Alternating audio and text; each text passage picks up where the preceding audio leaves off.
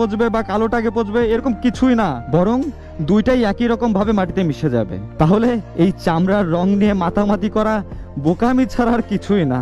ভাই যখন আরেকটা প্রশ্ন করলো যে ভালো ছেলেরা কি কারো ভালোবাসা পাওয়ার যোগ্য না, বা আমরা যারা মন থেকে ভালোবাসি আমরা কি ভালোবাসা পাওয়ার যোগ্য না?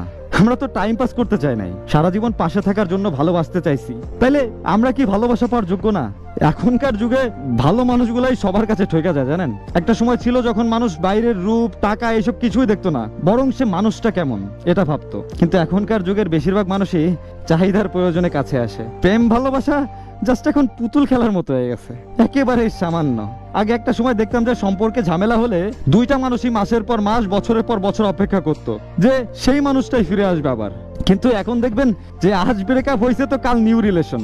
অপেক্ষা তো দূরে থাক, মানুষটাকে ভুলতেও একটা দিনও সময় নেয় না। তবে ভালো মানুষও আছে যারা মন থেকে ভালোবাসতে চায়, কিন্তু আমাদের লোভ লালসা চাহিদা এসব দিন দিন আমাদের ভেতরে মনুষ্যত্বটাকেই খেয়ে ফেলছে।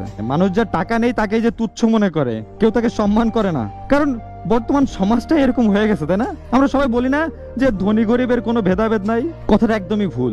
আমরা জাস্ট কথাগুলো মুখে বলি রে ভাই, বাস্তবে আমরা কয়জন এমন যারা এই ভেদাভেদটা দেখি না, বা কয়জন এই কথাগুলো কাজেও প্রমাণ করি বলেন তো? কয়জন? যাদের টাকা নাই তারা কি মানুষ না? একটা জিনিস আমরা ভাবতে ভুলে গেছি, আমরা যখন মারা যাব বা দুনিয়া থেকে চলে যাব তখন আমাদের সাথে কি যাবে, বা কে কত কোটি টাকা সাথে নিয়ে যাবেন একটু বলেন তো?